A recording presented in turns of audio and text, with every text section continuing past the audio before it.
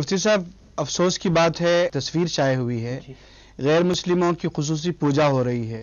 جس میں 2 مسلمان خواتین جو برقع پہنی ہوئی ہیں وہ شریک ہیں۔ نعوذ باللہ من ذلک۔ اس طرح کے جہاں پر ان کے مذہبی عبادات یا مذہبی رسوم جو ان کے اپنے عقیدوں سے متعلق ہے، جو مذہب اسلام کی روح سے کفر و شرک کے دائرے میں ہیں، ویسے مذہبی پروگرام میں شرکت کرنا، اس کو صحیح سمجھنا، یہ وہ بدترین خصلت اور عمل ہے کہ جس کی وجہ سے انسان خود دائرہ اسلام سے خارج ہو جاتا ہے۔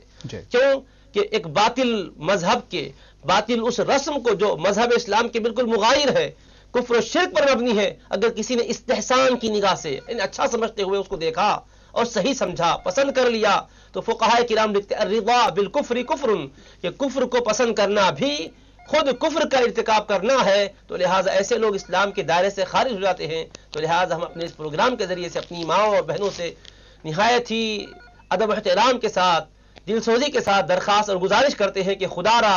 اپنے عقیدوں اور اپنے عقیدے کو، اپنے ایمان کو بچائے رکھیے، اور کسی طرح سے بھی اس طرح کے پروگرام میں شریک ہو کر اپنے ایمان کو متاثر ہونے مت دیجیے گا۔ یہ ایمان کو اگر آپ قائم رکھیں گے تو دنیا اور آخرت کی سعادتیں آپ کا مقدر ہوگی۔ دنیا کے چند موہوم مفادات کی بنیاد پر اپنے عقیدے اور ایمان کا سودا کرنا، دارین کی بدبختی حاصل کرنا ہے۔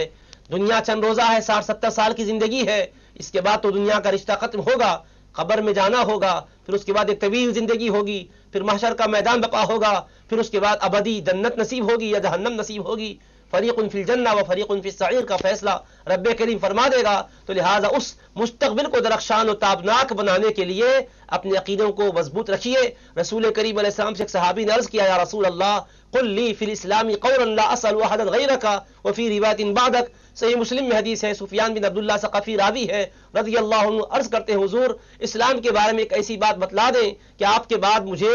اور آپ کے سوا کسی اور سے مزید پوچھنے کی حاجت نہ رہے۔ تو نبی کریم علیہ السلام نے فرمایا قل آمنت باللہ ثم استقم، تم کہو کہ میں اللہ پر ایمان لایا، پھر اس پر جم جاؤ، ڈٹے رہو۔ اسی کے لیے قرآن کہتا ہے ان الذین قالوا ربنا اللہ ثم استقاموا تتنزل علیہم الملائکہ، جو کہتے ہیں کہ ہمارا رب اللہ ہے، پھر اس پر جمے رہتے ہیں، کتنے بھی طوفانی ہوائیں کیوں نہ آئیں وہ ان کے قدم لڑکھڑاتے نہیں ہیں، وہ کوہ گراں کی طرح ثابت قدم رہتے ہیں۔ تو رب فرماتا ہے کہ رحمت کے فرشتے ان پر اترتے ہیں اور بشارت دیتے ہیں اللہ تخافوا ولا تحزنوا، خوف مت کرو، غم مت کرو، وابشروا بالجنہ، خوشخبری ہے تمہارے لیے اس جنت کی التی کنتم توعدون، جس کا تم سے وعدہ کیا جا رہا ہے۔